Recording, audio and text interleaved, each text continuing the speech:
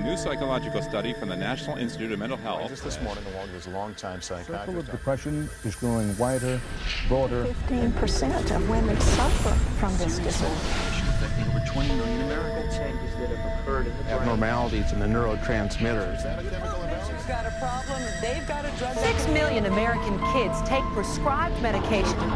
Psychiatric care. But what if the criminal is mentally ill? The punishment, a form of aversion therapy. Canyon appears on the show, but I want to... Seasonal affective disorder. Oppositional defiant disorder. Schools criticized for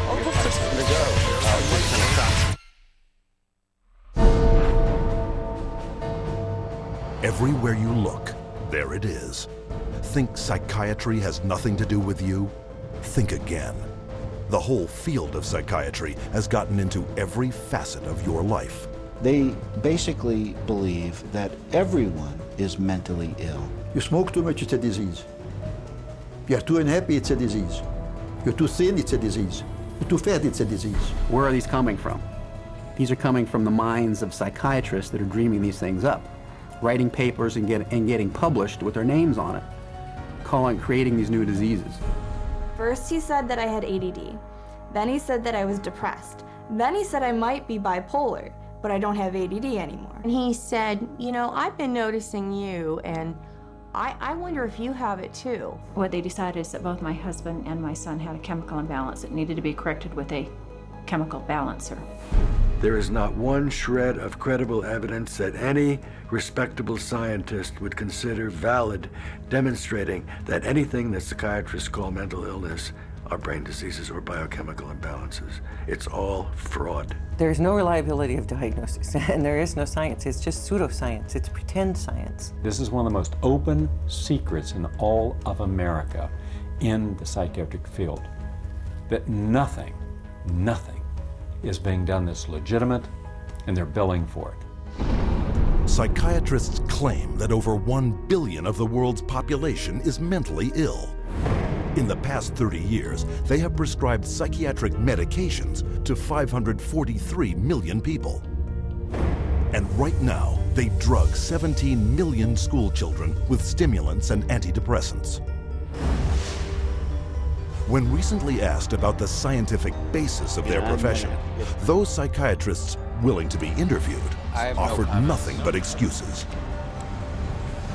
Psychiatric illness is not really illness. How do you evaluate if someone is cured or sick? Cure is certainly something we look forward to. We had no earthly idea how to accomplish. We're not good at causes. We don't know what causes mental illness. But that hasn't stopped them from pronouncing themselves mental health experts and treating people against their will. And the results? This psychiatrist, man who's supposed to work to heal people, has done nothing but destroy this man's life, and in destroying his life, destroying the lives of all of his loved ones. Excuse me. They've damaged and ruined my son, and they've trapped him in a system. The way that they treated him and made him feel like he was worthless. Bryant was being kept dumb and high on Ritalin so that they could make $2,500 per month. He gave me Valium, and I got addicted to it. It wiped out my life. My life has been ruined. My joy has been stolen. She was laying there. She took two gasps of air and died right there in front of me. It is really tragic. It's awful.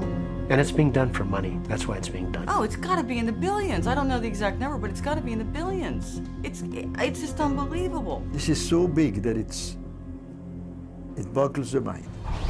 Take the human tragedy you have just seen and multiply it by the millions.